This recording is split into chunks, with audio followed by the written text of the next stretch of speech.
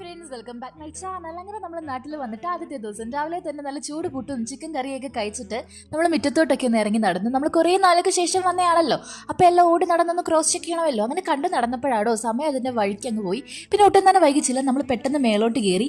മേലോട്ട് ചെന്നപ്പോഴത്തേനും ആൾ നമുക്ക് കുറേ കമ്മലും ക്ലിപ്പും ഒക്കെ എടുത്തന്ന്. ഇതെല്ലാം നമുക്ക് വേണ്ടി വാങ്ങിയതാണ്.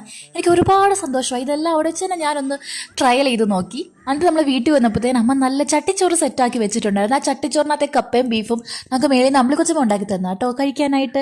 ഞാൻ എല്ലാം കൂടെ കുഴച്ച് ഒരു ബൈറ്റ് എടുത്ത് അങ്ങ് കഴിച്ചു. എൻ്റെ പൊന്നോ, എന്തോ ടേസ്റ്റ് ആയിരുന്നു അറിയും. കുറേ നാളുകൾക്ക് ശേഷമായിരുന്നു നല്ല അടിപൊളി ഫുഡ് കഴിക്കുന്നത്. ഞാൻ നാട്ടിൽ വന്നതിൻ്റെ മെയിൻ ലക്ഷ്യം എന്ന് പറഞ്ഞാൽ തന്നെ ഫുഡാണ്. അത് കഴിഞ്ഞിട്ടേ ഉള്ളൂ വേറെ എന്തും. അത് കഴിഞ്ഞ് ഒരു 4 മണിയൊക്കെ ആയപ്പോഴത്തേനും മക്കുട്ടം വീട്ടിൽ വന്നായിരുന്നു. അവൻ വന്നപ്പോൾ കുറേ ഗ്ലോബിക്കയൊക്കെ കൊണ്ടുവന്നായിരുന്നു. അതെല്ലാം നമ്മൾ ഉപ്പുകല്ലും മറ്റേ കാന്താരിയൊക്കെ വെച്ച് കഴിച്ചു.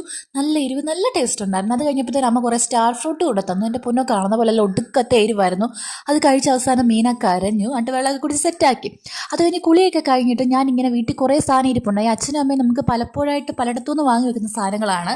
നമ്മളപ്പോൾ കുറേ നാൾക്ക് ശേഷം വരുമ്പോൾ അതിൻ്റെ ലോഡ് കൂടും. അപ്പം ഞാനും ചേച്ചിയും വീട്ടിൽ വന്നിട്ടുള്ള ആദ്യത്തെ പരിപാടി എന്ന് പറഞ്ഞാൽ ഇതെല്ലാം അൺബോക്സ് ചെയ്ത് നോക്കുന്നതാണ്. വന്നപ്പോഴേ ഞാൻ ഇതെല്ലാം ഒന്ന് തുറന്നു നോക്കിയായിരുന്നു. പിന്നെ നിങ്ങളെ കാണിക്കാനായിട്ട് ഒന്നുകൂടെ തുറന്നേ ഉള്ളൂ. പിന്നെ നല്ല ഫ്രൈഡ് റൈസും ചിക്കൻ കറിയൊക്കെ കഴിച്ചിട്ട് ഞാൻ കയറി കിടന്നങ്ങ് ഇറങ്ങി. അത്രേ ഉള്ളൂ. Bye guys.